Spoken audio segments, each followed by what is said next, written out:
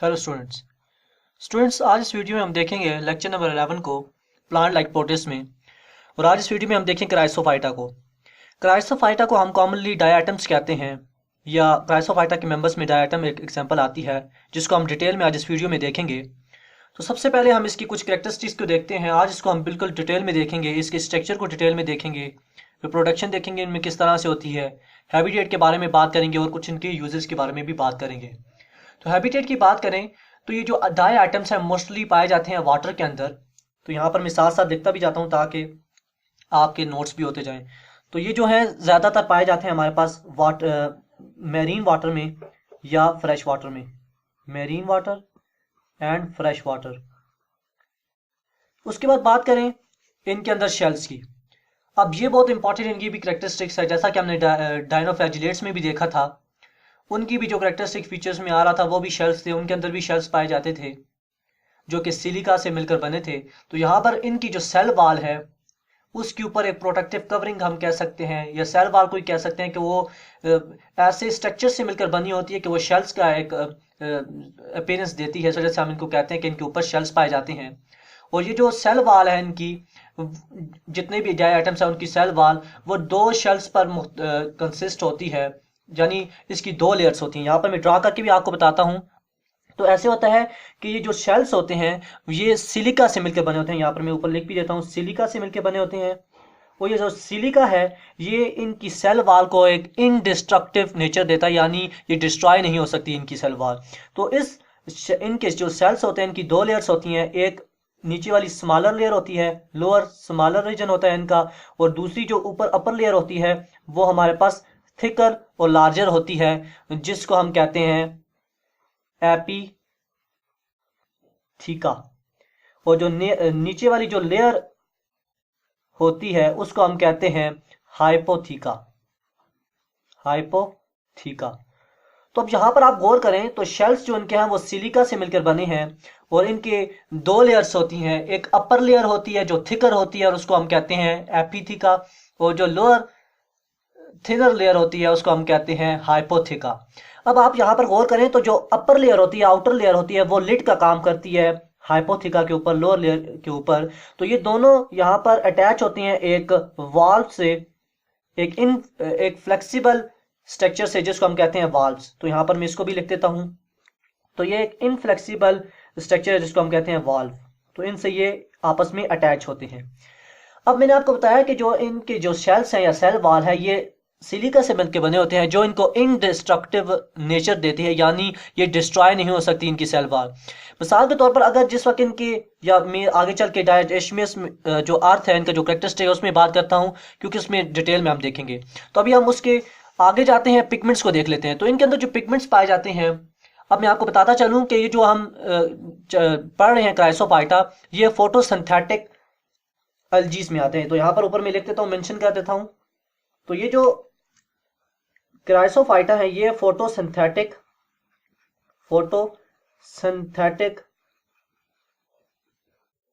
Group में आते हैं। इस ग्रुप में हमारे पास यूग्लिनोसाइड्स आते हैं और ये क्राइसोफाइटा आते हैं, इसी तरह डायनोफ्लैजिलेट्स भी आते हैं, क्योंकि इन सब के अंदर फोटोसिंथेटिक प्रोसेस हो सकता है, इनके अंदर पिगमेंट्स पाए जाते हैं इस वजह से। अब आप ये सोच रहे होंगे जहन में कि मैंने आपको बताया था कि यूग्लिनोफाइटा में हेटेरोट्रॉफिक होते हैं ज़्यादातर, लेकिन कुछ जो उनके मेंबर्स हैं यूग्लिनोसाइड्स के वो ऑटोट्रॉफिक भी होते हैं। मैंने आपको बताया था कि उनका जो 48 जनरा है उनके अंदर क्लोरोफिल होता है और वो ऑटोट्रॉफिक होते हैं, अपनी खुराक खुद पैदा करते हैं। तो इस तरह से ये जो फोटोसिंथेटिक ग्रुप होता है एल्गी का, उसके अंदर क्राइसोफाइटा, डायनोफ्लैजिलेट्स और यूग्लिनोसाइड्स आते हैं, और ये तकरीबन कंट्रीब्यूट करते हैं तकरीबन 80%, यानी 80% जो फोटोसिंथेटिक एल्गी है वो इन तीन क्लासेस पर या इन तीन ग्रुप्स पर मुश्तमिल होता है। तो ये कुछ बात होगी इनकी इस तरह से। अब पिगमेंट की बात करें तो इनके अंदर जो पिगमेंट पाए जाते हैं वो क्लोरोफिल होता है इनके अंदर, ए, सी और कैरोटीनॉइड्स। तो इनके अंदर होता है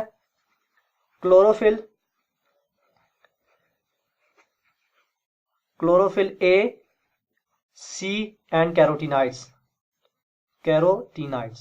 तो इनके अंदर ये पिगमेंट्स पाए जाते हैं जो फोटोसिंथेसिस या ऑटोट्रॉफिक इनको बनाने में मदद देते हैं।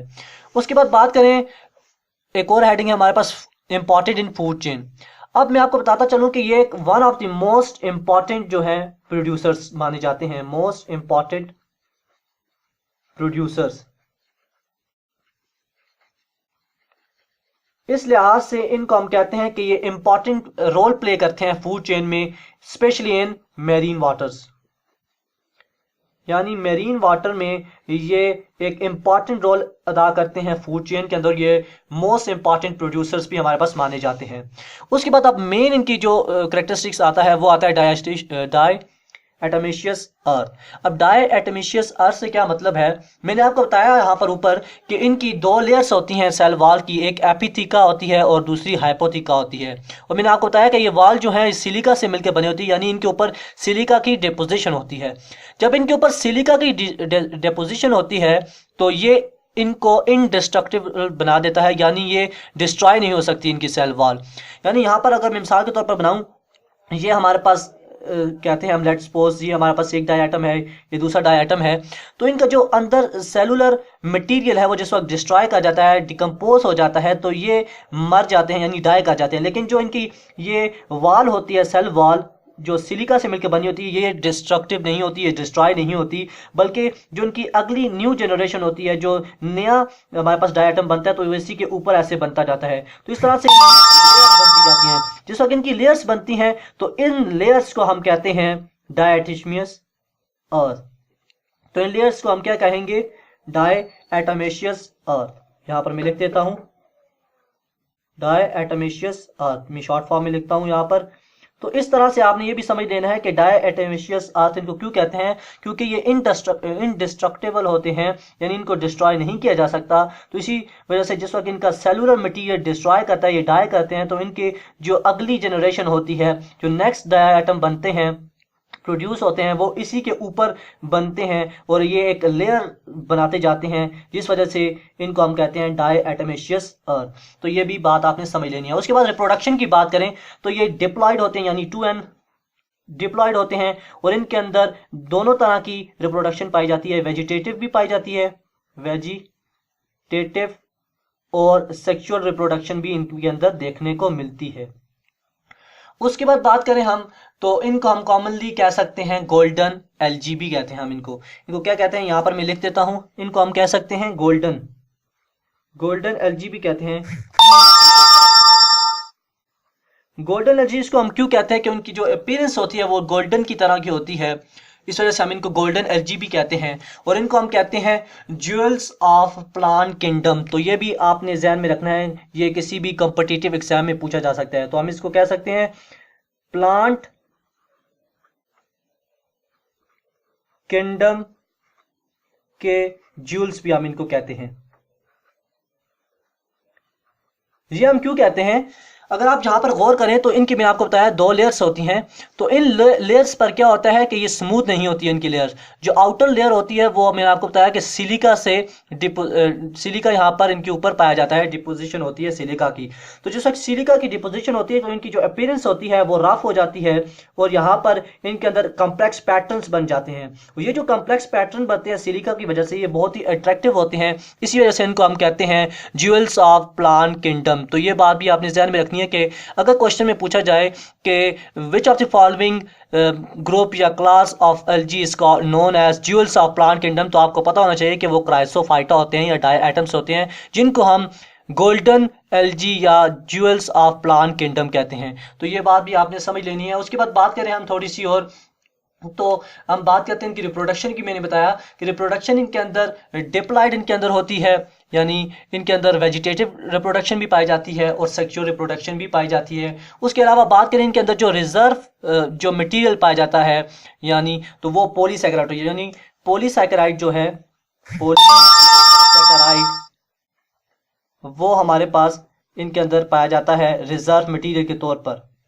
उसके बाद बात करें तो इनके अंदर इनकी टाइप्स के बारे में बात कर लेते हैं, या उससे पहले हम इनकी यूजेस की बात करते हैं। तो इनके अंदर इनके बहुत सारे यूजेस आते हैं, यानी ये क्योंकि यूज़ होते हैं वाटर फिल्ट्रेट के तौर पर, यानी इनको क्रश किया जाता है पाउडर फॉर्म में, और ये यूज़ होते हैं एज आ फिल्टर्स, किसी भी ऑयल्स को या लिक्विड को फिल्टर करने के लिए यूज़ होते हैं। उसके अलावा ये नेल पॉलिश में यूज़ होते हैं, नेल पॉलिश। उसके अलावा हमारे पास पेंट्स में भी यूज होते हैं। तो ये कुछ इसकी यूजेस की हमने बात की कि ये यूज़ होते हैं इंडस्ट्रीज़ में, एज यूज़ होते हैं नेल पॉलिश बनाने में, पेंट बनाने में, इसी तरह ये फिल्टर्स करने में भी चीज़ों को। अब बात करें तो इनके कुछ मूवमेंट की बात कर लेते हैं। तो इनके अंदर जो मूवमेंट पाई जाती है उसकी बात करें तो इनके अंदर किसी किस्म का कोई फ्लैजिला नहीं होता। यहां पर हम लिख देते हैं नो फ्लैजिला। उसके अलावा बात करें तो इनके अंदर अगर फ्लैजिला नहीं होगा तो आपके जहन में क्वेश्चन पैदा होगा कि ये मूवमेंट कैसे करते हैं। तो इनके अंदर जो सिंपली जो मूवमेंट होती है वो ये फ्लोट करके करते हैं मूवमेंट। और इनके अंदर किस वजह से मूवमेंट ये करते हैं, ये ऑयल ड्रॉपलेट्स को रिलीज करके उसकी मदद से ये मूवमेंट अपनी शो करते हैं, सिंपली फ्लोट करते हैं वाटर के अंदर। तो ये इनकी मूवमेंट के बारे में बात होगी। अब इनकी बात करते हैं हम मेजर प्रोड्यूसर। मैंने आपको बताया कि ये one of the most important producer होते हैं, मेजर प्रोड्यूसर्स होते हैं, और ये फूड चेन में अहम किरदार अदा करते हैं इन वाटर्स में। अब बात करते हैं इनकी टाइप्स की। तो on the basis of shape हमने इनको दो टाइप्स में डिवाइड किया है। एक है हमारे पास, एक है इनकी टाइप पिन्नेट, और दूसरी जो इनकी टाइप आती है वो है हमारे पास, दूसरी टाइप आ जाती है सेंट्रिक। जो पिन्नेट टाइप है उसमें इनके जो अपीयरेंस होती है वो सोप बॉक्स की तरह की होती है। तो इनकी अपीयरेंस जो होती है वो सोप बॉक्स की तरह की होती है, यानी इनका जो लोअर पोर्शन है वो ऐसे रेक्टेंगुलर होता है, और जो अपर पोर्शन होता है वो लिड लाइक होता है, और ऊपर उसको कवर किया होता है, लिड लाइक कवर होता है जो इसको नीचे वाले लोअर पार्ट को कवर कर लेता है। तो इनका जो अपीयरेंस होता है वो सोप बॉक्स की तरह का होता है। सेंट्रिक की बात करें तो सेंट्रिक की जो अपीयरेंस होती है वो पैड्री डिश की तरह होती है, पैड्री डिश, और ये सर्कुलर्स होते हैं। और जो पिन्नेट टाइप होती है उसके अंदर जो सिमेट्री पाई जाती है वो हमारे पास होती है बायलेटरल सिमेट्री, बायलेटरल सिमेट्री। और जो सेंट्रिक टाइप है हमारे पास उसके अंदर जो पाई जाती है सिमेट्री वो होती है रेडियल सिमेट्री। तो ये सिमेट्री की बात होगी। अब इस पर भी क्वेश्चन पूछा जा सकता है कि which of the following type have a bilateral symmetry. तो उसके अंदर आपको पता होना चाहिए कि पिन्नेट के अंदर बायलेटरल सिमेट्री होती है, जबकि जो सेंट्रिक टाइप है उसके अंदर रेडियल सिमेट्री होती है। और इनकी जो पिन्नेट की टाइप है वो सोप बॉक्स की तरह की होती है अपीयरेंस इनकी, यानी नीचे वाला जो हाफ होता है वो रेक्टेंगुलर शेप का होता है, ऊपर वो लिड की तरह का एक कवर होता है जो इनको कवर कर लेता है। तो इस तरह से शेप की बेसिस पर हम इनको दो टाइप में डिवाइड करते हैं। तो ये भी आपने समझ लेना है। तो आज की वीडियो में इतना ही था, जिसमें हमने देखा डाई आइटम्स को, इसके स्ट्रक्चर को डिटेल में देखा और हैबिटेट के बारे में बात की। अब आखिर में मैं जाते जाते आपको ये भी बता देता हूँ कि इनका जो बॉडी फॉर्म है वो यूनिसेलुलर होता है, यूनिसेलुलर। और इनके अंदर जो स्केलेटन पाया जाता है वो मैं पहले आपको बता चुका हूँ, एक्सोस्केलेटन इनके अंदर होता है, एक्सोस्केलेटन। तो ये यूनिसेलुलर होते हैं।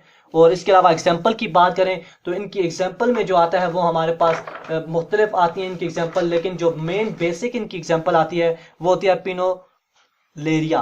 पिनोलेरिया इनकी एग्जाम्पल है, पिनोलेरिया इनकी एग्जाम्पल में आती है। ये एग्जाम्पल भी आपने ध्यान में रखनी है, किसी भी कॉम्पिटिटिव एग्जाम में पूछा जा सकता है। तो आज की वीडियो के लिए इतना ही है, जिसमें हमने डिटेल में देखा क्राइसोफाइटा को, और क्राइसोफाइटा में डाई आइटम्स जो उसकी मेंबर्स में आता है, और उसमें हमने उसके हैबिटेट के बारे में बात की, उसके शेल्स के बारे में बात की कि उनके शेल पे डिपॉजिट होता है सिलिका जो इनको डिस्ट्रॉय होने से बचाता है, जिसकी वजह से ये डायटमेशियस अर्थ की एक लेयर्स की एक अपीयरेंस देती है, जिसको हम डायटमेशियस अर्थ कहते हैं। इस तरह से मैंने आपको बताया कि ये ज्वेल्स ऑफ प्लांट किंगडम हम इनको कहते हैं, ये गोल्डन एल्गी भी कहलाते हैं। और इनकी हमने बात की कि इनके अंदर पिगमेंट्स पाए जाते हैं, क्लोरोफिल ए, सी और कैरोटेनॉइड्स होते हैं जो फोटोसिंथेटिक होते हैं, यानी ऑटोट्रॉपिक होते हैं, अपनी खुराक खुद बना सकते हैं। इसी तरह से इनके अंदर जो रिजर्व मटेरियल होता है, रिजर्व फूड होता है, वो पॉलीसेकेराइड की सूरत में होता है। रिप्रोडक्शन इनके अंदर दोनों तरह की होती है, वेजिटेटिव भी होती है, सेक्सुअल भी होती है। इसी तरह से बॉडी फॉर्म की बात की हमने, बॉडी फॉर्म इनका यूनिसेलुलर होता है, एक्सोस्केलेटन होता है, और हमने इसकी टाइप्स के बारे में भी बात की। तो ये थी आज की वीडियो, जिसमें हमने डिटेल में क्राइसोफाइटा को देखा, डाई आइटम्स को देखा। मुझे उम्मीद है कि आपको ये वीडियो अच्छी लगी होगी। अगर आपको ये वीडियो अच्छी लगे तो उसको लाइक कीजिए और अपने दोस्तों में इसको ज़रूर शेयर कीजिए, ताकि उनकी नॉलेज में भी इजाफा हो। इंशाल्लाह अगली वीडियो में मुलाकात होगी। अल्लाह हाफिज़।